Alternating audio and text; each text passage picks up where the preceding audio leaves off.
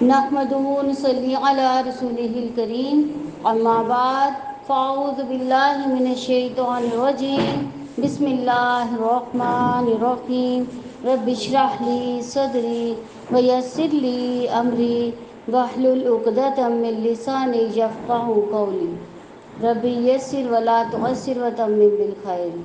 علم چاہنے والا کبھی سیر نہیں ہوتا، یعنی اس کا پیٹ بھرتا ہی نہیں، کبھی اس کو تسلی ہوتی ہی نہیں، یعنی جس کو علم کا شوق لگ جائے پھر وہ مزید طلب کرتا رہتا ہے۔ وَقُلْ رَبِّ زِدْنِی عِلْمًا، نبی صلی اللہ علیہ وسلم نے فرمایا دو لوگ کبھی سیر نہیں ہوتے، ایک علم سیکھنے والا اور دوسرا کیا؟ دنیا کا چاہنے والا۔ اب ہمیں یہ دیکھنا چاہیے کہ ہم ان دونوں میں سے کون سے لوگ ہیں، یعنی کیا ہماری خواہش علم حاصل کرنے کی زیادہ ہے، اس میں ہمیں زیادہ مزہ آتا ہے، اس کے لیے ہم محنت زیادہ کرتے ہیں، اس کے لیے اپنا مال لگاتے ہیں، اپنا وقت لگاتے ہیں، یا پھر صرف دنیا کا مال اکٹھا کرنے میں لگے ہوئے ہیں۔ تو علم جذب کرنے والوں کی ایک خوبصورت مثال دی گئی ہے۔ ابو موسیٰ رضی اللہ عنہ نبی صلی اللہ علیہ وسلم سے بیان کرتے ہیں کہ آپ صلی اللہ علیہ وسلم نے فرمایا اللہ نے مجھے ہدایت اور علم دے کر بھیجا، اس کی مثال تیز بارش کی سی ہے جو زمین پر برسے۔ صاف اور عمدہ زمین تو پانی کو جذب کر لیتی ہے اور بہت سا گھاس اور سبزہ اگاتی ہے، جبکہ سخت زمین پانی کو روک لیتی ہے۔ پھر اللہ اسے لوگوں کو فائدہ پہنچاتا ہے، لوگ خود بھی پیتے ہیں اور جانوروں کو بھی سیراب کرتے ہیں، اور اس کے ذریعے کھیتی باڑی بھی کرتے ہیں۔ کچھ بارش ایسے حصے پر پڑی جو صاف اور چٹیل میدان تھی، وہ نہ تو پانی کو روکتا ہے اور نہ ہی سبزہ اگاتا ہے۔ بس یہی مثال اس شخص کی ہے جس نے اللہ کے دین میں سمجھ حاصل کی، اور جو علم اس کو دیا گیا اس نے اللہ نے مجھے محفوظ کیا، اس سے اسے فائدہ ہوا، یعنی اس نے خود سیکھا اور دوسروں کو بھی سکھایا۔ اور یہی اس شخص کی مثال ہے جس نے سر تک نہ اٹھایا اور اللہ کی ہدایت قبول نہ کی، اور جو میں دے کر بھیجا گیا ہوں، یعنی یا تو اس نرم زمین کی طرح بن جائے جو پانی کو اپنے اندر جذب کر کے گھاس چارہ اگاتی ہے اور لوگوں کے لیے خوبصورتی کا بھی باعث بنتی ہے اور فائدے کا باعث بھی ہوتی ہے۔ جو کچھ وہ اگاتی ہے اس سے لوگ فائدہ اٹھاتے ہیں، یا یہ کہ اس چٹیل میدان کی طرح جو کچھ پانی کو روک لیتا ہے، انسان اور جانور اس سے پیتے ہیں اور فائدہ اٹھاتے ہیں، اگرچہ وہ زمین خود زیادہ فائدہ نہیں اٹھاتی لیکن دوسروں کو فائدہ دینے والی ہے۔ لیکن وہ زمین جس پر پانی پڑے اور وہ بہہ ہی جائے، نہ وہ خود فائدہ اٹھائے اور نہ ہی کوئی اور اسے فائدہ اٹھا سکے، تو وہ زمین ناپسندیدہ ہے۔ تو ہمیں دیکھنا چاہیے ہم ان میں سے کس جگہ پر بیٹھے ہیں، کیا ہم خود بھی فائدہ اٹھا رہے ہیں اور دوسروں کو بھی فائدہ دے رہے ہیں، یا پھر صرف سیکھ کر دوسروں کو ہی سکھا رہے ہیں، یا خود عمل نہیں کرتے، یا یہ کہ نہ خود سیکھتے ہیں نہ کسی اور کو سکھاتے ہیں۔ تو اللہ سبحانہ تعالی ہمیں سب سے زیادہ نفع دینے والا بنا دے۔ 20واں پارہ۔ امن خلق السماوات والارض وانزل لكم من السماء ماء فانبتنا به حدائق ذات بہجہ ما كان لكم ان تنبتوا شجرها أإله مع الله بل هم قوم يعدلون۔ کیا وہ شریک بہتر ہے یا وہ جس نے آسمان اور زمین کو پیدا کیا اور تمہارے لیے آسمان سے پانی اتارا؟ یعنی اس آیت میں اللہ تعالیٰ کیا فرما رہے ہیں؟ یہ اللہ تعالیٰ اپنی توحید الوہیت کا ذکر کر رہے ہیں کہ اللہ تعالیٰ نے کیا کچھ پیدا کیا، یعنی آسمان اور زمین کو پیدا کیا اور تمہارے لیے آسمان سے پانی اتارا ہے، پھر پانی اتار کر کیا کیا؟ پھر ہم نے اس سے رونق والے باغات اگائی۔ تمہارے بس میں نہ تھا کہ تم درختوں کو اگاتے، اگر ہم چاہتے بھی ہوتے تو وہ درخت اگتے، اس میں پھل لگتے، تو تب بھی وہ پھل نہیں لگ سکتے تھے جب تک کہ اللہ تعالیٰ نہ چاہتے۔ کیا اللہ تعالیٰ کے ساتھ کوئی اور معبود ہے؟ یعنی اس کے علاوہ کوئی اور ایسا معبود ہے جو یہ آسمان زمین کو پیدا کر سکے، آسمان سے پانی اتار سکے، رونق والے باغات کو اتار سکے، پھر جو درختوں کو اگانے والے ہوں؟ کیا ایسا کوئی معبود ہے؟ بلکہ وہ لوگ راستے سے ہٹ رہے ہیں، یا وہ جس نے زمین کو ٹھہرنے کی جگہ بنایا اس کے درمیان دریا بنائے اور اس کے لیے پہاڑ بنائے اور دو سمندروں کے درمیان ایک آڑ بنائی۔ یعنی اللہ تعالیٰ نے یہ ساری کی ساری جو نا اپنی توحید کا ذکر کیا ہے، یعنی توحید الوہیت، جس کے مطابق اللہ تعالیٰ نے تمام مخلوقات کو، زمین و آسمان، ہر چیز کو پیدا کیا۔ توحید کی کتنی اقسام ہیں؟ کسی کو پتہ ہے توحید کی کتنی اقسام ہیں؟ توحید کی 3 اقسام ہیں۔ توحید الوہیت، جس کے مطابق اللہ تعالیٰ کہہ رہے ہیں میں نے آسمان زمین کو، ہر چیز کو پیدا کیا۔ توحید ربوبیت کہ جس کے مطابق جتنے بھی جاندار ہیں وہ کھانا کھاتے ہیں، ان کا اللہ تعالیٰ پیٹ پالتا ہے، ان کی ضروریات پوری کرتا ہے۔ اور توحید اسماء و صفات، یعنی اللہ تعالیٰ اپنے اسماء و صفات میں کامل ہے، ہم اس کے اچھے اچھے ناموں کے ذریعے سے اللہ تعالیٰ سے طلب کرتے ہیں۔ اللہ تعالیٰ کے جتنے بھی نام ہیں وہ بہت ہی اچھے ہیں۔ تو یہ توحید کی 3 اقسام تھی۔ یا وہ جس نے زمین کو ٹھہرنے کی جگہ بنائے، اس کے درمیان دریا بنائے، اس کے لیے پہاڑ بنائے، 2 سمندروں کے درمیان ایک آڑ بنائی۔ یعنی یہ بات اس وقت پتہ چل رہی ہے، یہ 1400 سال پہلے جو تھی یہ بات کسی کو معلوم نہیں تھی کہ سمندر کے درمیان 2 الگ الگ پانی ہیں، اور آج جو ہے وہ ویڈیوز جو ہے کافی شیئر ہوتی ہے۔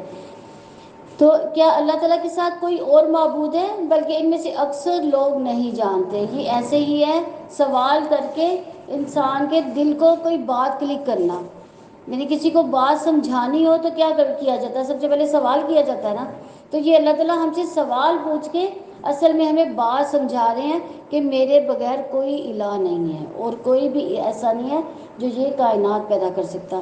یا وہ جو بے قرار کی دعا قبول کرتا ہے، یعنی بے قرار کون ہے؟ جو تڑپ کے ساتھ، پورے اخلاص کے ساتھ دعا کرتا ہے، بے قراری کے ساتھ دعا کرتا ہے، تو ایسی دعا کیا ہے؟ اللہ تعالیٰ یعنی اس کی دعا ضرور قبول ہوتی۔ تو اللہ تعالیٰ کیا کہہ رہے ہیں؟ یا وہ جو بے قرار کی دعا قبول کرتا ہے جب وہ اسے پکارتا ہے، یعنی بے قراری سے دعا کی گئی جو ہے کبھی رد نہیں ہوتی۔ اور وہ تکلیف دور کرتا ہے، یعنی اللہ تعالیٰ کیا کرتا ہے؟ اس بے قرار کی دعا کو ضرور قبول کرتا ہے، اس کی تکلیف ضرور سنتا ہے، اور تمہیں زمین کا جانشین بناتا ہے۔ کیا اللہ تعالیٰ کے ساتھ کوئی اور معبود ہے؟ تم بہت کم نصیحت حاصل کرتے ہیں۔ دیکھیں تینوں آیات میں اللہ تعالیٰ نے یہی کہا ہے کہ کیا کوئی اور الہ ہے؟ یا وہ جو تمہیں خشکی اور سمندر کے اندروں میں راستہ دکھاتا ہے، اور جو اپنی رحمت کے آگے ہواؤں کو خوشخبری بنا کر بھیجتا ہے۔ کیا اللہ تعالیٰ کے ساتھ کوئی اور معبود ہے؟ اللہ تعالیٰ بہت بلند و برتر ہے اس سے جو وہ شرک کرتے ہیں، یعنی وہ شرک کرتے ہیں تو اپنے ہی نقصان کے لیے کرتے ہیں، اسے اللہ تعالیٰ بلند و بالا ہے، اسے کوئی اللہ تعالیٰ کو نقصان نہیں پہنچا سکتے۔ یا وہ جو تخلیق کی ابتدا کرتا ہے پھر اس کا اعادہ کرتا ہے، یعنی اس کو پہلی دفعہ بناتا ہے، بنا کر پھر مار دیتا ہے، مارنے کے بعد پھر زندہ کر دیتا ہے۔ تو وہ جو تمہیں آسمان زمین سے رزق دیتا ہے، کہ اللہ تعالیٰ کے ساتھ کوئی اور معبود ہے؟ آپ کہہ دیں لاؤ اپنی دلیل اگر تم سچے ہو، یعنی اگر واقعی تم کہتے ہو کہ کوئی اور الہ ہے تو اس کی دلیل کیا ہے؟ آپ کہتے ہیں کہ اللہ تعالیٰ کے سوا آسمان و زمین میں جو بھی ہے غیب نہیں جانتا، اور وہ شعور نہیں رکھتے کہ وہ کب اٹھائے جائیں گے۔ یعنی دوبارہ اٹھائے جانے کا جو علم ہے وہ کس کے پاس ہے؟ صرف اللہ تعالیٰ کے پاس۔ یہ علم ہمیں نہیں دیا گیا، بلکہ ان کا آخرت کے بارے میں علم ختم ہو گیا، بلکہ وہ اس کے بارے میں شک میں ہیں، بلکہ وہ اس سے اندھے ہیں۔ یعنی آخرت کا علم، قیامت کا علم صرف اور صرف اللہ تعالیٰ کے پاس ہے۔ ایک شخص نے نبی صلی اللہ علیہ وسلم سے پوچھا کہ قیامت کب آئے گی، تو نبی صلی اللہ علیہ وسلم نے اس سے پوچھا کیا تم نے اس کی تیاری کر لی؟ اس نے کہا نہیں، لیکن میں اللہ اور اس کے رسول سے محبت کرتا ہوں۔ تو نبی صلی اللہ علیہ وسلم نے کیا فرمایا کہ جس سے محبت کرے گا قیامت کے دن اسی کے ساتھ ہوگا۔ اور جن لوگوں نے کفر کیا انہوں نے کہا کیا جب ہم اور ہمارے باپ دادا مٹی ہو جائیں گے تو کیا واقعی ہم ضرور قبروں سے نکالے جانے والے ہیں؟ یعنی ان کو یقین ہی نہیں تھا اس بات کا۔ بلا شبہ یقیناً ہمیں اور اس سے پہلے ہمارے باپ دادا کو بھی وعدہ دیا گیا تھا۔ یہ محض پہلے لوگوں کی فرضی کہانیاں ہیں، یعنی وہ کیا کہتے تھے کہ آخرت کا ڈراوا تو ہمارے باپ دادا کو بھی دیا گیا تھا، لیکن ابھی تک تو قیامت نہیں آئی۔ آپ کہہ دیں کہ زمین میں چلو پھرو پھر دیکھو کہ مجرموں کا کیسا انجام ہوا ہے۔ یعنی اگر قیامت تم نے دیکھنی ہے تو زمین میں چل پھر کر دیکھو ذرا کہ قیامت آئی تھی کہ نہیں آئی تھی، جنہوں نے نافرمانی کی تھی ان کا کیسا انجام ہوا تھا، ان کو قیامت ان پر ٹوٹی تھی کہ نہیں ٹوٹی تھی۔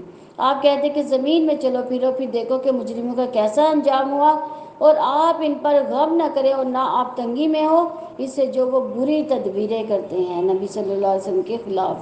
اور وہ کہتے ہیں کہ یہ وعدہ کب پورا ہوگا اگر تم سچے ہو؟ آپ کہتے ہیں ہو سکتا ہے کہ جسے تم جلدی مانگتے ہو اس کا کوئی حصہ تمہارے پیچھے آئے، اور یقیناً آپ کا رب لوگوں پر بڑے فضل والا ہے، لیکن ان میں سے اکثر شکر ادا نہیں کرتے، اور یقیناً آپ کا رب جانتا ہے جو ان کے سینے چھپاتے ہیں اور جو وہ ظاہر کرتے ہیں۔ اور آسمان زمین میں کوئی غیب چیز نہیں مگر وہ ایک واضح کتاب میں ہے۔ یقیناً یہ قرآن بنی اسرائیل پر بہت سی ان چیزوں کو بیان کرتا ہے جن کے بارے میں وہ اختلاف کرتے ہیں، اور بے شک وہ مومنوں کے لیے یقیناً ہدایت و رحمت ہے۔ یعنی اس کتاب کی کیا خصوصیت بتائی گئی ہے کہ یہ مومن کے لیے ہدایت بھی ہے اور رحمت بھی ہے، لیکن شرط کیا ہے؟ ایمان شرط ہے۔ اس کے لیے ہدایت بھی، یہ ہدایت کا راستہ بھی دکھائے گی، اور اس کے لیے رحمت ہی رحمت ہوگی اس دنیا میں بھی اور آخرت میں بھی۔ یقیناً آپ کا رب اپنے حکم سے ان کے درمیان فیصلہ کرے گا اور وہی سب پر غالب سب کچھ جاننے والا ہے۔ چنانچہ آپ اللہ تعالیٰ پر بھروسہ رکھیں، یقیناً آپ واضح حق پر ہیں۔ یقیناً ہم مردوں کو نہیں سنا سکتے، یعنی جو کفر کرتا ہے اس کی مثال کس سے بیان کی گئی ہے؟ مردے سے۔ یعنی جیسے مردہ نہ بول سکتا ہے نہ سن سکتا ہے، اسی طرح کافروں کو بھی حق بات نہ سنائی دیتی ہے نہ وہ بول سکتے ہیں حق بات، اور نہ ہی آپ بہروں کو اپنی پکار سنا سکتے ہیں جب وہ پیٹ پھیر کر پلٹ جائیں، اور نہ آپ اندھوں کو اس کی گمراہی سے راستہ دکھانے والے آپ صرف انہیں سنا سکتے ہیں جو ہماری آیات پر ایمان لاتا ہے، یعنی جو حق کو سنتا ہے، حق تسلیم کرتا ہے۔ چنانچہ وہی فرما بردار ہے، یعنی وہی مسلم ہے، اور جب ان سے بات واقعہ ہو جائے گی تو ہم ان کے لیے زمین سے چلنے والا جانور نکالیں گے جو ان سے کلام کرے گا کہ یقیناً فلاں لوگ ہماری آیات پر یقین نہیں رکھتے۔ یہ کون سا جانور ہوگا؟ یہ قیامت کے قریب قریب ایک ایسا جانور نکالا جائے گا جو لوگوں سے کلام کرے گا، اور یہ جو ہے یہ اللہ تعالیٰ کی نشانیوں میں سے نشانیاں ہیں کہ وہ لوگوں سے جو ہے باتیں کرے گا، اور اس کو جو پیشانیوں پہ داغ دے گا، اس کو نشان لگا دے گا، اور ایون کہ اس وقت لوگ جو ہے وہ آپس میں جب باتیں کریں گے کہ فلاں بندے سے میں نے یہ سودا لیا ہے، تو وہ کہے گا کس والے آدمی سے لیا؟ تو وہ کہے گا وہ جو داغ والا آدمی تھا۔ یعنی یہ جو جانور ہے اس کا جو اس کے چہرے پہ داغ لگا دے گا تاکہ اس کا نشان زدہ بنا دے اپنے لیے۔ اور جس دن ہم ہر امت میں سے ان لوگوں کا ایک گروہ جمع کریں گے جو ہماری آیات کو جھٹلاتے تھے، پھر ان کی قسمیں بنائی جائیں گی، یعنی ان کی سب کی گروہ بندی کی جائے گی، یہاں تک کہ جب وہ آ جائیں گے تو اللہ تعالیٰ فرمائے گا کیا تم نے میری آیات کو جھٹلا دیا حالانکہ تم نے علم سے ان کا احاطہ ہی نہیں کیا تھا، یا پھر کیا جو تم کیا کرتے تھے ان پر بات واقع ہو جائے گی اس کے بدلے جو انہوں نے ظلم کیا، چنانچہ وہ کچھ نہ بولیں گے۔ کیا انہوں نے نہیں دیکھا کہ یقیناً ہم نے رات بنائی تاکہ لوگ اس میں آرام کریں اور دن کو کھلانے والا بنایا، واقعی اس میں یقیناً بہت سی نشانیاں ہیں ان لوگوں کے لیے جو ایمان لاتے ہیں۔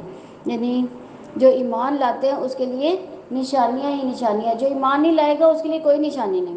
اور جس دن سور میں پھونک مار دی جائے گی تو سب گھبرا اٹھیں گے، جو آسمانوں میں ہے جو زمین میں ہے، مگر وہ جسے اللہ تعالیٰ چاہے گا، اور سب اس کے پاس ذلیل ہو کر چلے آئیں گے۔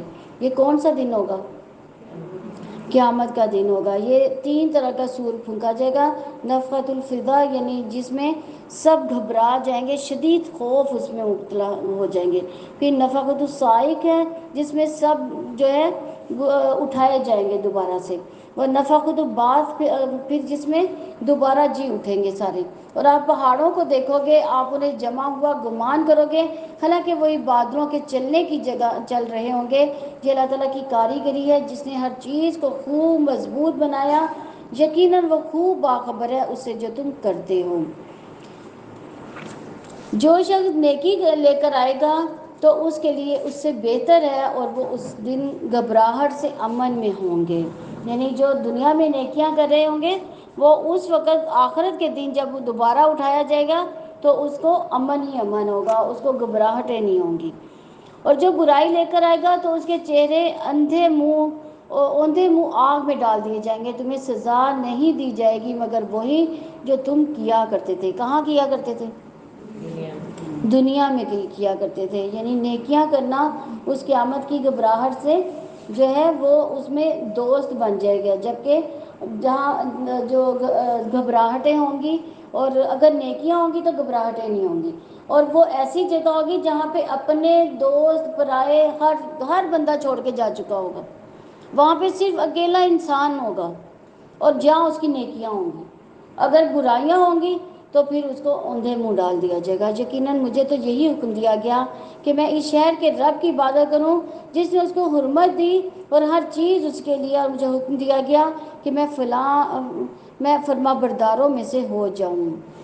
اور یہ کہ میں قرآن پڑھ کر سناؤں. اور پھر جو سیدھے راستے پر آ جائے تو یقیناً وہ صرف اپنے لیے سیدھے راستے پر آتا ہے. اور جو گمراہ ہو تو آپ کہہ دیں کہ میں صرف ڈرانے والوں میں سے ہوں. یہ دیکھیں نبی صلی اللہ علیہ وسلم کو اللہ تعالیٰ کیا حکم دے رہے ہیں کہ قرآن کو سناؤ. قرآن کو سناؤ یعنی تلاوت کرو، قرات کرو. پھر جو سیدھے راستے پہ آ جائے تو یقیناً صرف اپنے لیے سیدھے راستے پر ہوگا. جب قرآن پڑھ کے سنایا جائے گا یعنی بعض کا ایسے ہوتا ہے کہ جو چیز ہم خود پڑھ رہے ہوتے ہیں اس کی اتنی سمجھ نہیں آ رہی ہوتی، لیکن قرآن سننے سے زیادہ دل میں اتر رہا ہوتا ہے. تو اس لیے سنانے کا حکم دیا گیا ہے. تو اور آپ کہتے ہیں سب تعریف اللہ تعالیٰ کے لیے. جلد ہی وہ تمہیں اپنی نشانیاں دکھائے گا تو تم انہیں پہچان لوگے اور آپ کا رب اس سے بے خبر نہیں جو تم عمل کرتے ہو. سورہ قصص کا آغاز ہوتا ہے. اس سورہ میں موسیٰ علیہ السلام کے واقعات کی تفصیل بتائی گئی ہے. یعنی حضرت موسیٰ علیہ السلام کی پوری زندگی کا جو خلاصہ ہے وہ بتایا گیا. تو سورہ قصص مکی ہے. اس میں 88 آیات اور 9 رکوع ہیں. بسم اللہ الرحمن الرحیم. طاسیم تلک آیات الکتاب المبین. اللہ تعالیٰ کے نام سے جو وسیع رحمت والا نہایت رحم والا ہے. طاسیم یہ واضح کتاب کی آیات ہیں. ہم آپ کو موسیٰ اور فرعون کے حالات حق کے ساتھ پڑھ کر سناتے ہیں ایسے لوگوں کے لیے جو ایمان لاتے ہیں. جو ایمان نہیں لاتا اس کو جتنے مرضی واقعات سنا دو اس پر نصیحت اثر ہی نہیں کرے گی. یقیناً فرعون نے زمین میں سرکشی کی ہے. اللہ تعالیٰ کس کو بتا رہے ہیں؟ نبی صلی اللہ علیہ وسلم کو بتا کر ہم سب کو بتا رہے کہ فرعون نے زمین پر سرکشی کی تھی اور اس نے وہاں کے رہنے والوں کو کئی گروہ بنا دیا اور ان میں سے ایک گروہ کو نہایت کمزور کر رکھا تھا. وہ کون سا گروہ تھا؟ بنی اسرائیل کا گروہ. اور وہ ان کے بیٹوں کو بری طرح ذبح کرتے تھے، ان کی عورتوں کو زندہ رہنے دیتے تھے. یقیناً وہ فساد کرنے والوں میں سے تھے. یعنی انہوں نے ایک خواب دیکھا تھا فرعون نے. تو فرعون نے کہا کہ بنی اسرائیل میں سے کوئی ایسا بچہ پیدا ہوگا جو اس کو بڑا ہو کے مار دے گا. اب اس نے کیا کیا کہ بنی اسرائیل کے بیٹوں کو قتل کرنا شروع کر دیا. پھر ایسا ہوا کہ کیونکہ بنی اسرائیل ہی ان کی خدمت گار تھے. اب وہ سارے خدمت گار آہستہ آہستہ ختم ہوتے جا رہے تھے. اب انہوں نے یہ فیصلہ کیا 1 سال مارا جائے گا 1 سال رکھا جائے گا تاکہ ہماری خدمت کے لیے بھی کوئی رہ جائے. تو ہم ارادہ رکھتے تھے کہ ان لوگوں پہ احسان کریں جو زمین میں نہایت کمزور کر دیے گئے تھے اور ہم انہیں رہنما بنا دیں اور ہم انہیں وارث بنا دیں. یعنی بنی اسرائیل کو اللہ تعالیٰ نے امامت کے فرائض دینے تھے اور ہم انہیں زمین میں اقتدار دیں اور ہم فرعون حامان اور ان کے لشکروں کو ان سے وہی کچھ دکھلا دیں جن سے وہ ڈرتے تھے. یعنی فرعون جو تھا وہ بھی بادشاہ تھا اور حامان کیا تھا؟ حامان بھی جو تھا اس کا وزیر تھا اور اس نے اپنی طاقت کے ذریعے سے لوہے کو سونا بنانے کا گر سیکھ لیا تھا. اب وہ جو امیر تھا تو وہ کیا کہتا تھا کہ یہ میں نے اپنی محنت سے حاصل کیا یہ سارا مال و دولت. اور اس کے اتنا زیادہ خزانے تھے کہ اس کے لیے ایک گروہ اس نے ہائر کیا ہوا تھا جو اس کے خزانے کی کنجیاں ہی اٹھا کے پھرتے تھے. اور ہم نے موسیٰ کی ماں کو وحی کی کہ اسے دودھ پلاؤ، پھر جب تو اس کے بارے میں ڈرے تو اسے دریا میں ڈال دے اور نہ ڈرو نہ غم کرو، یقیناً ہم اسے تمہارے پاس لٹا کر لانے والے ہیں، اسے رسولوں میں سے بنانے والے ہیں. تو اسے فرعون کے گھر والوں نے اٹھایا تاکہ وہ اس کے لیے دشمن ہو اور غم کا باعث ہو. دیکھیے اللہ تعالیٰ کی قدرت کہ جس کے لیے اس نے اتنی قتل و غارت کی، اتنے بچے قتل کیے، اسی بچے کو خود پالنے بیٹھ گیا وہ. یہ اللہ تعالیٰ کی شان نہیں تو اور کیا ہے. تو یقیناً فرعون اور حامان اور ان دونوں کے لشکر خطا کار تھے. یعنی فرعون اور حامان کے جو لشکر تھے وہ بھی خطا کار تھے. اور فرعون کی بیوی نے کہا کہ میرے لیے اور تمہارے لیے آنکھوں کی ٹھنڈک ہے, تم اسے قتل نہ کرو. یعنی اللہ تعالیٰ نے حضرت موسیٰ علیہ السلام کو کی محبت جو تھی ہر دل میں ڈال دی تھی, ہر کوئی اس کو اپنانے کے لیے تیار تھا. اور موسیٰ کی ماں کا دل خالی ہو گیا. یعنی وہ اس کا ایک ماں کا جو جگر گوشہ ہے جب وہ اس سے چلا جائے تو کیا حالت ہوتی ہے, تو وہی حالت ان کی تھی اس وقت. قریب تھا کہ وہ اسے ظاہر کر دیتی اگر یہ بات نہ ہوتی کہ ہم نے بند باندھ دیا. یعنی ان کے دل کو اللہ تعالیٰ نے مضبوط اس وقت کر دیا تھا, ورنہ یہ تھا کہ وہ فوری چلا کر کہتی یہ میرا بیٹا ہے, تم نہیں رکھ سکتے. یا اس کے دل پر تاکہ وہ مومنوں میں سے ہو جائے. اور اس نے موسیٰ کی بہن سے کہا کہ اسے اس کے پیچھے پیچھے جا. بس وہ اس کو ایک طرف سے دیکھتی رہی اور وہ شعور نہیں رکھتی تھی. یعنی انہوں نے صندوق میں ڈالا حضرت موسیٰ علیہ السلام کو, دریا میں بہا دیا. اب دریا میں بہاتے بہاتے جو ماں کا کلیجہ وہ پھٹ رہا تھا, تو اس نے کیا کیا کہ اپنی بیٹی کو ساتھ بھیج دیا کہ تم دیکھو یہ صندوق کہاں تک جاتا ہے, تاکہ اس کا دھیان رکھو. اور ہم نے پہلے ہی اس پر دودھ پلانے والی کو حرام کر رکھا تھا. تو لڑکی نے کہا کہ کیا میں ایسے گھر والوں کی تمہاری رہنمائی کروں جو تمہارے لیے اس کی پرورش کریں اور وہ اس کے لیے خیر خواہ ہوں. اب اللہ تعالیٰ نے کیا کیا, موسیٰ علیہ السلام پر ہر ماں کا دودھ جو حرام کر دیا, اور صرف اس کی اپنی ماں کا دودھ جو تھا وہی انہوں نے حلال کیا. تو کسی کے کا بھی دودھ انہوں نے نہیں پیا. تو اس لڑکی نے کیا کیا, اس نے کہا کہ میں تمہیں ایک ایسی عورت کا بتاتی ہوں جو اس کو دودھ پلا سکتی ہے. اب وہ اپنی ہی ماں کو وہاں پہ لے گئی. تو پھر اللہ تعالیٰ نے کیا کیا کہ اللہ تعالیٰ کی تجلی دیکھیں کہ اسی ماں کے پاس دوبارہ چلا گیا. اب انہوں نے کہا کہ تم اس محل میں رہو. اس نے کہا میں محل میں نہیں رہوں گی, میں اس کی پرورش اپنے گھر میں کر لوں گی, میں اس کو دودھ پلا کے آپ کو دے دیا کروں گی. اب اور تو ہم نے موسیٰ کو اس کی ماں کی طرف لوٹا دیا تاکہ اس کی آنکھ ٹھنڈی ہو اور وہ غمگین نہ ہو, اور تاکہ وہ جان لے کہ اللہ تعالیٰ کا وعدہ سچا ہے. لیکن ان کے اکثر لوگ نہیں جانتے. اور جب موسیٰ اپنی جوانی کو پہنچا تو پورا توانا ہو گیا, تو ہم نے اسے حکمت اور علم عطا کیا. یعنی دیکھیں کہ اللہ تعالیٰ نے موسیٰ علیہ السلام کو اس کی ماں کے ہی حوالے کیا, انہوں نے تربیت کی اور پوری اسلامی لحاظ سے ان کی تربیت کی گئی.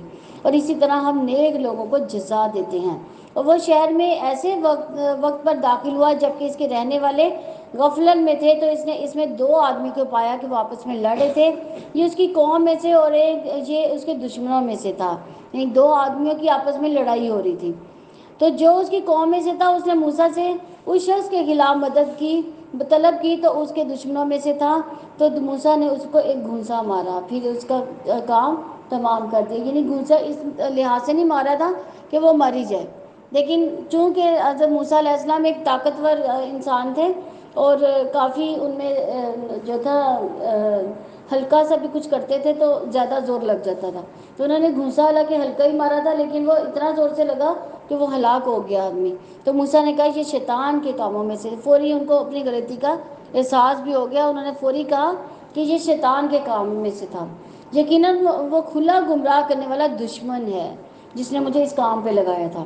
موسیٰ نے کہا اے میرے رب, یقیناً میں نے اپنی جان پر ظلم کیا, چنانچہ آپ مجھے بخش دے. یعنی دیکھیں حضرت موسیٰ علیہ السلام سے غلطی سرزد ہوئی, انہوں نے فوری معافی طلب کی. کیا کہا ربی انی ظلمت نفسی فاغفر لی فغفر لہ انہ هو الغفور الرحیم. تو اللہ تعالیٰ نے اس کو بخش دیا, یقیناً وہ بڑا بخشنے والا نہایت رحم والا ہے. یعنی سچے دل سے دعا کی گئی اور ندامت فیل جس بات پر ہو تو اللہ تعالیٰ اس گناہ کو معاف کر دیتا ہے. موسیٰ نے کہا اے میرے رب, اس وجہ سے کہ تو نے مجھ پر انعام کیا تو میں کبھی مجرموں کا مددگار نہیں ہوں گا. یعنی آگے سے بھی توبہ کر لی کہ آئندہ ایسا کام میں کروں گا ہی نہیں. تو اس نے ڈرتے ہوئے شہر میں صبح کی خطرہ بھانپتے ہوئے گیا تو اچانک ہی وہی شخص اسے فریاد کر رہا تھا جس نے کل اسے مدد مانگی تھی. موسیٰ نے اس سے کہا یقیناً تم ضرور کھلے گمراہ ہو. یعنی کل بھی تم لڑائی کر رہے تھے, آج بھی تم لڑائی کر رہے ہو. پھر جو ہی موسیٰ نے ارادہ کیا کہ وہ اس کو پکڑے جو ان دونوں کا دشمن تھا, اس نے کہا اے موسیٰ, کیا تم آج مجھے اسی طرح قتل کرنے کا ارادہ رکھتے ہو جس طرح تم نے کل ایک شخص کو قتل کیا؟ تم نے نہیں چاہتے مگر یہ کہ زمین میں جابر بن جاؤ. یعنی تم جابر بننا پسند کر رہے ہو. اور نہیں تم ارادہ رکھتے کہ اصلاح کرنے والوں میں سے ہو جاؤ۔ اور ایک شخص شہر کے دور کے کنارے سے دوڑتا ہوا آیا، اس نے کہا اے موسیٰ، یقیناً سردار تیرے بارے میں مشورہ کر رہے ہیں کہ تجھے قتل کر دیں، یعنی جو تو نے قتل کیا اس کے بارے میں وہ آپس میں مشورہ کر رہے ہیں کہ تجھے قتل کر دیں، چنانچہ تو نکل جا، یقیناً میں تیرے لیے خیر خواہوں میں سے ہوں۔ تو وہ وہاں سے ڈرتا ہوا سہمتا ہوا نکل پڑا۔ اس نے کہا اے میرے رب، آپ مجھے ظالم لوگوں سے نجات دیں۔ اور جب موسیٰ نے مدین کی طرف رخ کیا، انہوں نے کہا امید ہے کہ میرا رب سیدھی راہ کی طرف میری رہنمائی فرما دے۔ اور جب وہ مدین کے کنویں پر پہنچا تو اس پر لوگوں کے ایک گروہ کو پایا جو پانی پلا رہے تھے، اور اس نے ان سے الگ دو عورتوں کو پایا جو اپنی جانوروں کو روک رہی تھیں۔ موسیٰ نے کہا تم دونوں کا کیا معاملہ ہے؟ اب وہ سارے پانی پلا رہے تھے کنویں میں سے، وہ دو عورتیں اپنے ریوڑ کو لے کر ایک سائڈ پہ کھڑی تھی اور ان کو روک رہی تھی پانی پینے سے۔ انہوں نے موسیٰ علیہ السلام نے ان سے پوچھا کہ تمہارا کیا معاملہ ہے؟ انہوں نے کہا ہم پانی نہیں پلاتی یہاں تک کہ چرواہے پلا کر واپس چلے جائیں، اور ہمارے والد بہت بوڑھے ہیں، یعنی ہمارے گھر میں کوئی مرد نہیں ہے، بوڑھا والد ہے، اور وہ ریوڑ کو لے کر نہیں آ سکتا، تو ہم عورتیں ہی ہیں، تو ہم عورتیں ہی ریوڑ جو ہے لے کر آتی ہیں۔ چنانچہ اس نے ان دونوں کے جانوروں کو پانی پلا دیا، پھر وہ پلٹ کر سائے کی طرف چلا گیا، یعنی بغیر معاوضے کے نیکی کر دی کہ یہ عورتیں کھڑی ہیں تو ان کی میں مدد کر دوں۔ تو اس نے کہا اے میرے رب، جو بھلائی بھی آپ مجھ سے نازل کر دیں، یقیناً میں محتاج ہوں۔ اب ان کو پانی پلا کے وہ جا چکی، تو درخت کے سائے کے نیچے بیٹھ گئے، وہاں پہ اللہ تعالیٰ سے دل ہی دل میں اللہ تعالیٰ کو پکار رہے ہیں۔ کیا کہہ رہے ہیں؟ اے میرے رب، جو بھلائی بھی آپ مجھ سے نازل کر دیں، یقیناً میں محتاج ہوں۔ ربی انی لما انزلت الی من خیر فقیر۔ تو ان دونوں میں سے ایک انتہائی شرم و حیا کے ساتھ چل کر اس کے پاس آئی۔ یہ دیکھیں کون چل کر آئی تھی؟ وہ دو عورتیں جن کی مدد کی گئی تھی، وہ انتہائی شرم و حیا کے ساتھ آئی۔ دیکھیں شرم و حیا کا ذکر سب سے پہلے کیا ہے، کیونکہ شرم و حیا جو ہے عورت کا خاصہ ہے۔ تو اس کے پاس ہے، اس نے کہا یقیناً میرے والد آپ کو بلاتے ہیں تاکہ آپ نے ہمارے لیے جو پانی پلایا اس کا آپ کو بدلہ دیں۔ تو جب وہ اس کے پاس آیا تو اسے سارا حال بیان کیا۔ اس نے کہا ڈرو نہیں، تم نے ظالم قوم سے نجات پائی ہے، یعنی یہ غالباً حضرت شعیب علیہ السلام تھے۔ اور ان دونوں میں سے ایک نے کہا اے میرے ابا جان، اسے اجرت پر رکھ لیں، یقیناً بہترین آدمی جسے آپ اجرت پر رکھیں مضبوط ایمانت دار بھی ہے۔ یعنی وہ دونوں لڑکیاں کیا اپنے والد کو مشورہ دے رہی ہیں کہ آپ اس کو اجرت پہ رکھ لیں، کیونکہ ہمیں پانی پلانا بھی مشکل لگتا ہے، ریوڑ کو لے جانا بھی مشکل لگتا ہے، تو کیوں نہ ہم اس کو، یہ امانت دار آدمی ہے، اس نے مطلب پوچھے، خود پوچھا اور خود ہی میرا کام کر دیا، یعنی مجھے کہنے کی ضرورت نہیں پڑی، تو یہ امانت دار ہے، آپ اس کو جہاں پہ لگا لیں اجرت پر۔ اس نے کہا یقیناً میں ارادہ رکھتا ہوں کہ اپنی ان دو بیٹیوں میں سے ایک کا نکاح تمہارے ساتھ کر دوں، اس شرط پر کہ تم 8 سال تک میری مزدوری کرو، پھر اگر 10 سال پورے کر دو تو تمہاری طرف سے احسان ہے، اور میں تم پر مشقت کا ارادہ نہیں رکھتا، تم انشاءاللہ جلد مجھے نیک لوگوں میں سے پاؤ گی۔ یعنی انہوں نے اس کو اتنا اچھا پایا کہ انہوں نے کہا کہ میری ایک بیٹی سے تم نکاح بھی کر لو، لیکن اس کی عوض میں کیا لیا، حق مہر کیا لیا کہ 8 سال یا 10 سال اپنے پورے کر دینا۔ تو موسیٰ علیہ السلام نے کہا یہ بات میرے اور آپ کے درمیان طے ہے، ان دونوں مدتوں میں سے جو بھی پوری کر دوں تو مجھ پر کوئی زیادتی نہ ہوگی۔ تو اللہ تعالیٰ اس پر نگہبان ہے جو کچھ ہم کہہ رہے ہیں۔ پھر جب موسیٰ نے مدت پوری کر دی اور وہ اپنے گھر والوں کے ساتھ رات کو چل پڑا، اس نے طور کی جانب ایک آگ دیکھی، اس نے اپنے گھر والوں سے کہا ٹھہرو، یقیناً میں نے ایک آگ دیکھی ہے۔ اب وہاں پر جو مقرر تھی مدت وہ پوری کی، اس کے بعد پھر مصر کی طرف روانہ ہو گئے، شاید کہ میں وہاں سے تمہارے پاس کوئی خبر لے آؤں یا کوئی آگ کا انگارہ تاکہ تم سیک لو، یعنی آگ سیک لو، کیونکہ شدید سردی تھی، سردی کی وجہ سے ان کو انگارے کی ضرورت تھی۔ چنانچہ جب وہ وہاں آیا تو وادی کے کنارے سے بابرکت ٹکڑے میں ایک درخت سے پکارا گیا اے موسیٰ، یقیناً میں ہی اللہ تعالیٰ جہانوں کا رب ہوں، اور یہ کہ اپنی لاٹھی پھینک دو۔ تو جب موسیٰ نے اسے دیکھا کہ حرکت کر رہی ہے گویا کہ وہ سانپ ہے، تو پیٹھ پھیر کر بھاگا اور پیچھے نہیں مڑا۔ اے موسیٰ آگے آؤ اور خوف نہ کھاؤ، یقیناً تم امن والوں میں سے ہو۔ یہ کون کہہ رہے ہیں؟ اللہ تعالیٰ کہہ رہے ہیں اپنا ہاتھ اپنے گریبان میں ڈالو، بغیر کسی عیب کے سفید چمکتا ہوا نکلے گا، اور خوف سے بچنے کے لیے اپنا بازو اپنے ساتھ ملا لو۔ یہ تمہارے رب کی طرف سے 2 دلیلیں ہیں فرعون اس کے سرداروں کے لیے، یقیناً وہ بڑے نافرمان ہیں۔ موسیٰ نے کہا اے میرے رب، یقیناً میں نے ان میں سے ایک آدمی کو قتل کیا ہے، چنانچہ میں ڈرتا ہوں کہ وہ مجھے قتل کر دے۔ اس کے بدلے میں میرا بھائی ہارون زبان میں مجھ سے زیادہ فصیح ہے، یعنی اس کی زبان زیادہ صاف ہے، تو اسے میرے ساتھ مددگار کے طور پر بھیج دے اور وہ میری تائید کرے، یقیناً میں ڈرتا ہوں کہ وہ مجھے جھٹلائیں گے۔ اللہ تعالیٰ نے فرمایا ہم جلد ہی تیرے بھائی کے ذریعے تیرا بازو مضبوط کریں گے اور ہم تم دونوں کو غلبہ دیں گے، وہ تم دونوں تک نہ پہنچیں گے۔ ہماری نشانیوں کے ساتھ تم دونوں اور جو تم دونوں کی پیروی کریں گے غالب ہونے والے ہیں۔ پھر جب موسیٰ ان کے پاس ہماری کھلی نشانی لے کر آیا تو انہوں نے کہا من گھڑت جادو کے سوا یہ کچھ بھی نہیں ہے، اور ہم نے یہ باتیں اپنے پہلے باپ دادا میں نہیں سنی۔ اور موسیٰ نے کہا میرا رب اس کو زیادہ جانتا ہے جو اس کی جناب سے ہدایت لے کر آیا ہے، اور اس شخص کو جس کے لیے گھر کا اچھا انجام ہوگا، یقیناً ظالم کامیاب نہیں ہوتے۔ اور فرعون نے کہا اہل دربار، میں تو اپنے سوا تمہاری کسی معبود کو نہیں جانتا، تو اے حامان میرے لیے مٹی پر آگ جلاؤ، پھر میرے لیے ایک محل بنوا دو تاکہ میں موسیٰ کے معبود کو جھانک کر دیکھوں۔ یعنی اس وقت جو تھا بادشاہ کیسے بنتا تھا کہ جب تک وہ یہ نہیں کہتا تھا کہ میں دیوتا کا اوتار ہوں، یعنی میں ہی خدا ہوں، تو تب تک وہ بادشاہ نہیں بنتا تھا۔ وہ کہتا ہے کہ میں اپنے علاوہ کسی کو خدا نہیں دیکھتا، کہ میں ہی خدا ہوں تم سب کا، اور یقیناً میں ضرور اسے جھوٹوں میں سے سمجھتا ہوں۔ وہ اور اس کے لشکر زمین میں ناحق بڑے بن بیٹھے ہیں، انہوں نے گمان کیا کہ یقیناً وہ ہماری طرف واپس نہیں لوٹائے جائیں گے۔ تو ہم نے اسے اور اس کے لشکروں کو پکڑ لیا، پھر ان کو سمندر میں پھینک دیا۔ آپ دیکھیں ظالموں کا کیسا انجام تھا، اور ہم نے انہیں ایسے رہنما بنا دیا جو آگ کی طرف بلاتے تھے، اور قیامت کے دن ان کی مدد نہیں کی جائے گی۔ اور ہم نے اس دنیا میں بھی اس کے پیچھے لعنت لگا دی، اور قیامت کے دن وہ بدحال لوگوں میں سے ہوگا۔ لعنت سے کیا مراد ہے؟ اللہ کی رحمت سے محروم، اللہ کی رحمت سے دوری۔ اور بلا شبہ یقیناً ہم نے پہلی امتوں کو ہلاک کرنے کے بعد موسیٰ کو کتاب دی جو لوگوں کے لیے دلائل، ہدایت اور رحمت تھی تاکہ وہ نصیحت حاصل کرے۔ اور آپ مغربی جانب موجود نہ تھے جب ہم نے موسیٰ کو حکم عطا کیا، اور نہ ہی آپ حاضر ہونے والوں میں سے تھے، لیکن ہم نے بہت سی قومیں پیدا کی، پھر ان پر طویل زمانہ گزرا، اور آپ پہلے مدین میں رہنے والے بھی نہ تھے کہ انہیں ہماری آیات پڑھ کر سنا رہے ہوتے، مگر ہم ہی رسول بنا کر بھیجنے والے ہیں۔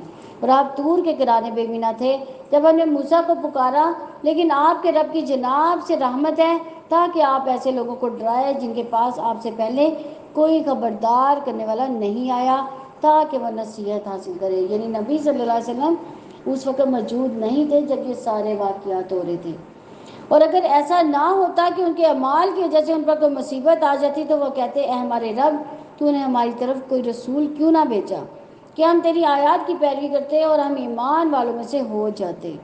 یعنی ابھی تو نبی کتنے نبی آئے ہیں، تو اگر اللہ تعالیٰ کہتے ہیں میں کوئی نبی نہ بھیجتا تو وہ ضرور یہ کہتے ہیں کوئی نبی بھیج دیتے اللہ تعالیٰ تاکہ ہم اس کو مان تو لیتے۔ پھر جب ان کے پاس ہماری جناب سے حق آ گیا تو انہوں نے کہا اسے بھی کیوں نہ وہی کچھ دیا گیا جو موسیٰ کو دیا گیا، اور کیا انہوں نے اس کا انکار نہیں کیا تھا جو اس سے پہلے موسیٰ کو دی گئی تھی؟ یعنی نبی صلی اللہ علیہ وسلم کا انکار کیا کیا تھا کہ جو کتاب موسیٰ کو دی گئی تھی وہ کیوں نہیں آپ کو دی گئی؟ تو اللہ تعالیٰ کہتے ہیں جو موسیٰ کو تورات دی گئی تھی تب بھی تو تم نے انکار ہی کیا تھا، تب کون سا کوئی اس کا اقرار کر لیا تھا؟ انہوں نے کہا دونوں جادو ہیں، انہوں نے ایک دوسرے کی مدد کی، اور انہوں نے کہا یقیناً ہم ایک کا انکار کرنے والے ہیں۔ آپ کہہ دیں کہ پھر تم ہی اللہ تعالیٰ کی جناب سے کوئی کتاب لا جو ہدایت میں ان دونوں ہی سے بہتر ہو، میں اس کی پیروی کروں گا اگر تم واقعی سچے ہو۔ پھر اگر وہ آپ کی بات قبول نہ کریں تو آپ یقین کریں کہ وہ صرف اپنی خواہشات کی پیروی کرتے ہیں۔ ان سے زیادہ گمراہ کون ہوگا جو اللہ تعالیٰ کی ہدایت کے بغیر ہی اپنی خواہش کی پیروی کرتا ہے؟ بلا شبہ اللہ تعالیٰ ظالم لوگوں کو ہدایت نہیں دیتا۔ یعنی علم کے بغیر دل کی بات ماننے والا، نفس کی ماننے والا انسان کون ہے؟ گمراہ ہے۔ اور بلا شبہ یقیناً ہم نے انہیں بات پہنچا دی تاکہ وہ نصیحت حاصل کریں۔ جن لوگوں کو ہم نے اس سے پہلے کتاب دی وہ اس پر ایمان لاتے ہیں، اور جب انہیں پڑھ کر سنایا جاتا ہے تو وہ کہتے ہیں کہ ہم اس پر ایمان لائے، یقیناً ہمارے رب کی جناب سے وہ حق ہے، یقیناً ہم تو اسے پہلے ہی فرما بردار ہیں۔ یہ وہ لوگ ہیں کہ انہیں ان کا اجر 2 مرتبہ دیا جائے گا، ان کے بدلے جو انہوں نے صبر کیا، یعنی دوہرا اجر کس وجہ سے دیا جائے گا؟ صبر کی وجہ سے۔ اور وہ برائی کو بھلائی سے دور کرتے ہیں، یعنی ایک تو ہوتا ہے کسی نے بھلائی کی تو اس کے ساتھ بھلائی کر دی، ایک ایسا شخص ہے جو آپ کے ساتھ برائیاں ہی کرتا جا رہا ہے لیکن پھر بھی آپ اس کے ساتھ اچھائی کا ہی رویہ رکھتے ہیں، اور کتنا مشکل عمل ہے نا یہ۔ کوئی آپ کے ساتھ مسلسل برائی ہی کرتا جا رہا ہے، آپ کو برا بھلائی کہتا جا رہا ہے، آپ کے ساتھ اچھا سلوک نہیں کرتا کسی طرح بھی، تو آپ اس کے جواب جو ہے اچھائی کے ساتھ ہی دے رہے ہیں۔ اور ہم نے انہیں جو رزق دیا اور اس میں سے خرچ بھی کرتے ہیں، جو اللہ تعالیٰ نے رزق دیا وہ اس میں سے خرچ بھی کرتے ہیں، اور جب وہ بیہودہ بات سنتے ہیں تو اسے منہ موڑ جاتے ہیں، اور وہ کہتے ہیں ہمارے لیے ہمارے مال، تمہارے لیے تمہارے مال، تمہیں سلام ہو، ہم جاہلوں کو نہیں چاہتے۔ یعنی یہ ایسے لوگ ہیں جس کے لیے اللہ تعالیٰ نے کیا کہا ہے کہ 2 مرتبہ ان کو اجر دیا جائے گا۔ 2 مرتبہ اجر کیسے ہوگا؟ دنیا میں بھی ہوگا، آخرت میں بھی ہوگا۔ آپ دیکھیں اب اس کی جو مثال ہے برائی کو بھلائی سے دور کرنے والی، اب یہ جو آج کل ادھر کرونا انڈیا میں پھیلا ہے، تو حالانکہ وہ مسلمانوں کے ساتھ کتنا برا کر رہے ہیں، مسلمانوں کے ساتھ انہوں نے کیا کیا نہیں کیا، لیکن مسلمانوں نے اس کا اچھائی کے ساتھ جواب دیا، تو آج دیکھیں کہ کتنی جو ہے مسلمانوں کی کئی جو ہندو ہیں وہ مسلمان ہوتے جا رہے ہیں۔ یقیناً آپ جسے چاہیں ہدایت نہیں دے سکتے، مگر اللہ تعالیٰ جسے چاہتا ہے ہدایت دیتا ہے، اور وہ ہدایت پانے والوں کو زیادہ جاننے والا ہے۔ اور انہوں نے کہا کہ اگر ہم تمہارے ساتھ ہدایت کی پیروی کریں تو اپنی زمین ہی سے ہم اچک لیے جائیں گے، اور کیا ہم نے انہیں ایک پرامن حرم میں جگہ نہیں دی جس کی طرف ہماری جناب سے رزق کے طور پر ہر قسم کے پھل کھینچ کر لائے جاتے ہیں؟ لیکن ان میں سے اکثر لوگ جانتے نہیں، اور کتنی بستیاں ہم نے ہلاک کر دی جو اپنی معیشت پر اتراتی تھیں، اور وہ ان کے گھر ہیں جو ان کے بعد کم ہی آباد ہوئے، اور ہم ہی وارث ہونے والے ہیں۔ اور آپ کا رب بستیوں کو ہلاک کرنے والا نہیں، یہاں تک کہ ان کے مرکز میں رسول بھیج دے جو انہیں ہماری آیات پڑھ کر سنائے، اور ہم بستیوں کو ہلاک کرنے والے نہیں مگر جب ان کے رہنے والے ظالم ہوں۔ اور جو کچھ تمہیں دیا گیا ہے سو دنیا کی زندگی کا سامان اور اس کی زینت ہے، اور جو کچھ اللہ تعالیٰ کے پاس ہے وہ بہترین اور زیادہ باقی رہنے والا ہے۔ یعنی دنیا کا سامان کیا ہے؟ یہیں پہ ختم ہونے والا ہے، لیکن آخرت میں جو سامان ملے گا وہ کبھی ختم نہیں ہوگا۔ تو کیا نہیں تم سمجھتے؟ تو کیا وہ شخص جس سے ہم نے اچھا وعدہ کیا لیکن وہ اس کو ملنے ہی والا ہے، اس شخص کی مانند ہے جسے ہم نے دنیا کی زندگی کا کچھ فائدہ دیا، پھر وہ قیامت کے دن حاضر کیے جانے والے ہوگا، اور جس دن وہ اللہ تعالیٰ انہیں پکار کر کہے گا میرے وہ شریک کہاں ہیں جن کا تم گمان رکھتے تھے، جن پر بات ثابت ہو چکی، وہ کہیں گے اے ہمارے رب یہ وہ لوگ ہیں جنہوں نے ہمیں گمراہ کیا، ہم نے انہیں ویسے ہی بہکایا جیسے ہم خود بہکے ہوئے تھے، ہم آپ کے سامنے برات کا اظہار کرتے یہ ہماری عبادت قطع نہیں کرتے تھے۔ اور کہا جائے گا اپنے شریکوں کو بلاؤ، سو وہ انہیں پکاریں گے تو وہ انہیں کوئی جواب نہ دے گا، اور وہ عذاب دیکھ لیں گے کاش کہ واقعتاً وہ ہدایت پا جاتے۔ اور جس دن وہ اللہ تعالیٰ انہیں پکارے گا پس فرمائے گا تم نے رسولوں کو کیا جواب دیا تھا، تو اس دن تمام خبریں اس پر اندھی ہو جائیں گی، سو وہ ایک دوسرے سے بھی نہیں پوچھیں گے۔ یعنی جو اس دنیا میں رسول کو جھٹلائے گا، قرآن کو جھٹلائے گا، تو آخر میں جب اس سے سوال کیا جائے گا تو وہ کہے گا مجھے تو کچھ بھی نہیں پتا۔ پس رہا وہ جس نے توبہ کی اور ایمان لایا، نیک عمل کیا، تو امید ہے وہ کامیاب لوگوں میں سے ہوگا۔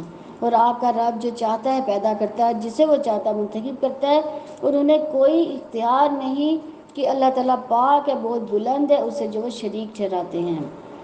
یعنی اللہ تعالیٰ اس میں کس چیز کی طرف اشارہ کر رہے ہیں کہ اللہ تعالیٰ کہہ رہے ہیں کہ کوئی بھی چیز آپ کو کامیابی کے لیے چاہیے، کوئی بھی آپ نے کوئی کام کرنا ہو تو کیا کرنا چاہیے؟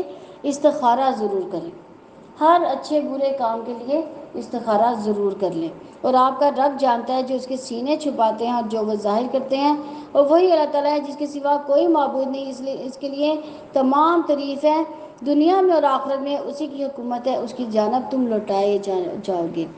آپ فرمائے کہ کیا تم نے دیکھا اگر اللہ تعالیٰ تم پر قیامت کے دن تک ہمیشہ کے لیے رات طاری کر دے تو اللہ تعالیٰ کے سوا کون معبود ہے جو تمہیں روشنی لا دے، تو کیا تم سنتے نہیں ہو؟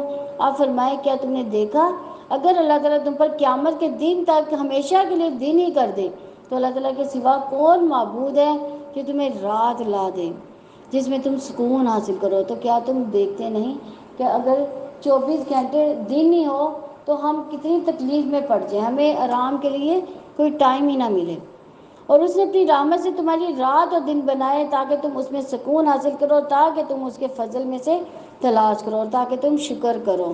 اور جس دن اللہ تعالیٰ انہیں پکارے گا پس وہ کہے گا میرے شریک کہاں ہیں جن کا تم گمان کرتے تھے، اور ہم ہر امت میں سے ایک گواہ کھینچ لائیں گے، پھر ہم کہیں گے کہ اپنی دلیل لاؤ، تو وہ جان لے گی یقیناً حق اللہ تعالیٰ کے لیے ہے، اور وہ بھی ان سے گم ہو جائے گا جو وہ گھڑا کرتے تھے۔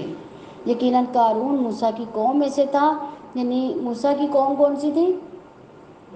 بنی اسرائیل۔ بس اس نے ان کے خلاف سرکشی کی اور ہم نے اس کو اتنے خزانے دیے تھے، یعنی انہوں نے کیا کیا تھا، فرعونیوں سے وہ جا ملا تھا، حالانکہ وہ کس میں سے تھا؟ بنی اسرائیل میں سے تھا، لیکن وہ فرعون کی قوم میں سے جا ملا تھا، اور اس کو اتنے زیادہ خزانے دیے گئے تھے کہ یقیناً ان کی چابیاں بلا شبہ ایک طاقتور جماعت پر بھاری تھی، یعنی ان کے لیے بھی اٹھانا بھاری تھی۔ جب ان کی قوم نے اس سے کہا اتراؤ مت، یقیناً اللہ تعالیٰ اترانے والوں کو پسند نہیں کرتا، اور جو کچھ اللہ تعالیٰ نے تمہیں دیا ہے اس سے آخرت کا گھر تلاش کرو، اور دنیا میں سے اپنا حصہ مت بھلاؤ، اور احسان کرو جیسا کہ اللہ تعالیٰ نے تمہارے ساتھ احسان کیا، اور زمین میں فساد تلاش نہ کرو، یقیناً اللہ تعالیٰ فساد کرنے والوں سے محبت نہیں کرتا۔ تو بات ثابت ہوئی کہ فساد مال و دولت سے پیدا ہوتا ہے، مال و دولت، اور دوسری کون سی چیز ہے فساد پیدا کرنے کے لیے؟ اقتدار۔ اس نے کہا بلا شبہ یہ مجھے ایک علم کی بنا پر ہی دیا گیا ہے جو میرے پاس ہے، اور کیا وہ نہیں جانتا کہ بلا شبہ اللہ تعالیٰ اس سے پہلے یقیناً کتنی قوموں کو ہلاک کر چکا ہے جو اس سے زیادہ قوت اور اس سے زیادہ جمعیت رکھتی تھی، اور مجرموں سے ان کے گناہ پوچھے نہیں جاتے۔ یعنی آج بھی اگر ہم ان بستیوں میں جائیں تو دیکھا جائے گا کہ کتنی ہی بستیاں ہلاک ہوگی، اگر وہاں سے گزر ہو تو ہمیں وہ بستیوں کے نشان نظر آتے ہیں۔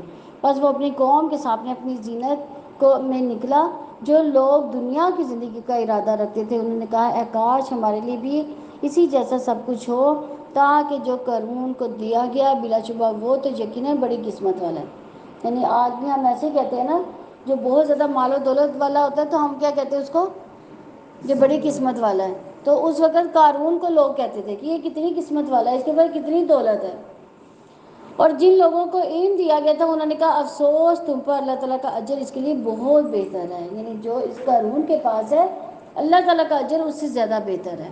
یعنی جن کو علم دیا گیا تھا، علم والے ہی اچھے برے کی تمیز رکھ سکتے ہیں، جو ایمان لائے اور نیک عمل کیا، اور وہ جو چیز نہیں دی جاتی مگر صبر کرنے والے ہیں۔ یعنی اگر اللہ تعالیٰ ان کو نہیں دیتا مال و دولت، دوسروں کو دیتا ہے تو اس کے مال و دولت دے کر ان کا دل نہیں مچلتا، وہ ان کے دلوں میں آخرت جو ہے وہ گھر کر گئی ہوتی ہے، وہ ایسے اعمال کرنے کو تیار ہوتے ہیں جو آخرت میں ان کو رہنمائی کر سکے۔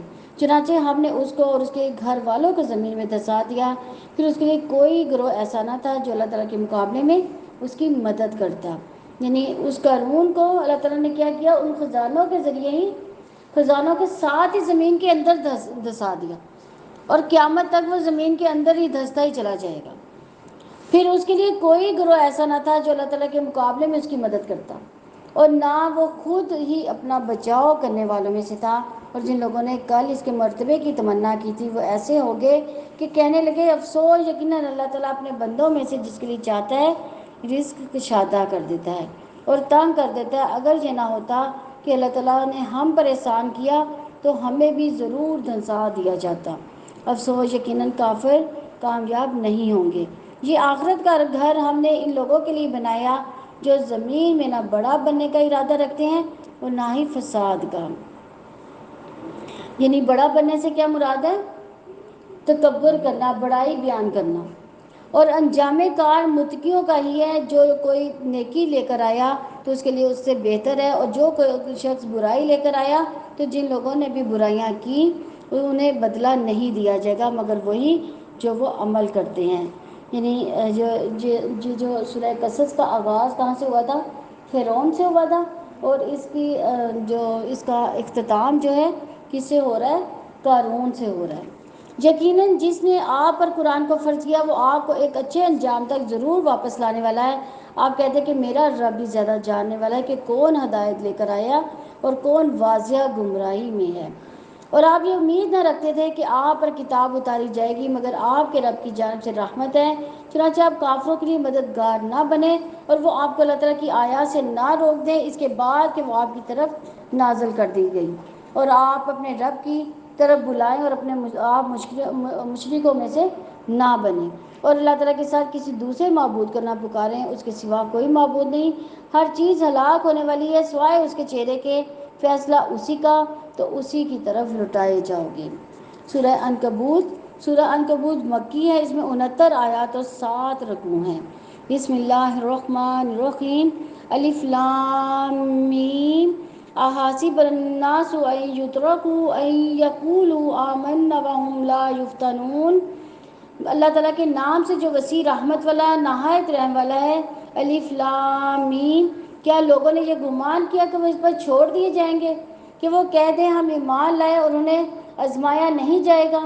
اور یقیناً ہم نے ان لوگوں میں سے بھی آزمایا جو ان سے پہلے تھے. چنانچہ اللہ تعالیٰ ان لوگوں کو ضرور جان لے گا جنہوں نے سچ کہا، اور یقیناً وہ جھوٹوں کو بھی ضرور جان لے گا. نبی صلی اللہ علیہ وسلم نے فرمایا کہ مومن پر مسلسل پریشانی آتی رہتی ہے. مسلسل پریشانی آتی رہتی ہے. ہم گھبرا جاتے ہیں نا پریشانیوں سے، تو لیکن اللہ تعالیٰ کے نبی صلی اللہ علیہ وسلم نے کیا فرمایا کہ مومن پر مسلسل جو ہے پریشانی آتی رہتی ہے، یہاں تک کہ جب وہ اللہ سے ملاقات کرتا ہے تو اس کے پاس ایک بھی گناہ نہیں رہتا. یا ان لوگوں نے جو برے کام کرتے ہیں یہ گمان کیا کہ وہ ہم سے آگے نکل جائیں گے. بہت برا فیصلہ جو وہ کرتے ہیں. جو شخص اللہ تعالیٰ سے ملاقات کی امید رکھتا ہے تو یقیناً اللہ تعالیٰ کا مقررہ وقت ضرور آنے والا ہے، اور وہ سب کچھ سننے والا، سب کچھ جاننے والا ہے. اور جو کوئی جہاد کرے تو وہ اپنے ہی لیے جہاد کرتا ہے. بلا شبہ اللہ تعالیٰ سارے جہانوں سے یقیناً بہت بے پرواہ ہے. اور جو لوگ ایمان لائے انہوں نے نیکیاں کی یقیناً ہم ضرور ان کی برائیاں ان سے دور کر دیں گے، اور یقیناً انہیں ضرور بہترین جزا دیں گے جو وہ عمل کیا کرتے تھے. اور ہم نے انسان کو اپنے والدین کے ساتھ حسن سلوک کی تاکید کی. اگر وہ دونوں تجھ پر دباؤ ڈالیں کہ تو میرے ساتھ کسی کو شریک ٹھہرائے جس کا تجھے کوئی علم نہیں تو اس کی اطاعت نہ کرنا. تم سب کو میرے پاس ہی لوٹ کر آنا ہے، پھر میں تمہیں بتا دوں گا جو تم عمل کرتے تھے. اب عبداللہ بن ابی کا جو بیٹا تھا وہ مسلمان تھا. ایک مرتبہ نبی صلی اللہ علیہ وسلم ایک گدھے پر سوار ہو کر گزر رہے تھے، تو گدھے کے گزرنے کی وجہ سے وہاں پہ دھول اڑ گئی. تو عبداللہ بن ابی وہاں موجود تھا، تو اس نے کہا کہ ابھی کبشہ نے ہم پر غبار اڑایا ہے. تو عبداللہ بن ابی کے بیٹے کو اس کا بات کا بڑا دکھ ہوا، بڑا انہوں نے غصہ کیا اس پر. تو انہوں نے کہا کہ اللہ کے نبی صلی اللہ علیہ وسلم آپ کی عزت کی قسم اگر آپ مجھے حکم دیں تو میں اس کا سر جو ہے قلم کر کے آپ کے قدمے میں رکھ دوں. حالانکہ وہ ان کے باپ تھے لیکن منافق تھے. تو اللہ کے نبی صلی اللہ علیہ وسلم نے کیا ان سے کہا ہوگا؟ کیونکہ ان کے والد تھے نا. تو نبی صلی اللہ علیہ وسلم نے فرمایا نہیں بلکہ تم اپنے باپ سے نیکی کرو اور حسن صحبت سے پیش آتے رہو. اور دیکھیں کتنا اچھا دین ہے کہ حالانکہ وہ منافق تھا لیکن چونکہ ان کے والد تھے انہوں نے ان کا احترام جو ہے وہ کرنے سے ان کو نہیں روکا. اور جو لوگ ایمان لائے جنہوں نے نیک عمل کیا ہم انہیں ضرور نیک بندوں میں داخل کریں گے. اور لوگوں میں سے کوئی ہے جو کہتا ہے کہ ہم اللہ تعالیٰ پہ ایمان لائیں، پھر جب اللہ تعالیٰ کی راہ میں اسے ایذا دی جاتی ہے تو وہ لوگوں کے ستانے کو اللہ تعالیٰ کے عذاب کی طرح سمجھ لیتا ہے. اور یقیناً اگر آپ کے رب کی طرف سے مدد آ گئی تو وہ ضرور کہیں گے کہ یقیناً ہم بھی تمہارے ساتھ تھے. اور کیا اللہ تعالیٰ ان کو زیادہ جاننے والا نہیں ہے جو سارے جہانوں کے سینے میں ہے؟ اور یقیناً اللہ تعالیٰ تو ضرور جان لے گا ان لوگوں کو جو ایمان لائے، اور یقیناً وہ منافقوں کو بھی ضرور جان لے گا۔ اور جن لوگوں نے کفر کیا انہوں نے ان لوگوں سے کہا جو ایمان لائے کہ ہمارے راستے کی پیروی کرو، اور لازم ہے کہ ہم تمہاری خطاؤں کا بوجھ اٹھا لیں گے۔ حالانکہ وہ ان کی خطاؤں میں سے کچھ بھی ہرگز اٹھانے والے نہیں، بلا شبہ وہ یقیناً جھوٹے ہیں، اور یقیناً وہ ضرور اپنے بوجھ اٹھائیں گے، اور اپنے بوجھوں کے ساتھ دوسرے بوجھ بھی، اور قیامت کے دن سے یقیناً ضرور پوچھا جائے گا جو وہ گھڑا کرتے تھے۔ اور ہم نے نوح کو اس کی قوم کی طرف بھیجا تو وہ اس میں 50 کم 1000 سال رہا۔ پھر انہیں طوفان نے آ پکڑا اور وہی ظالم تھے۔ پھر ہم نے نوح کو اور کشتی والوں کو نجات دی اور اسے جہانوں کے لیے ایک نشانی بنا دیا۔ نوح علیہ السلام نے کتنے سال کیا تھا؟ 950 سال، یعنی 1000 میں سے 50 سال کم۔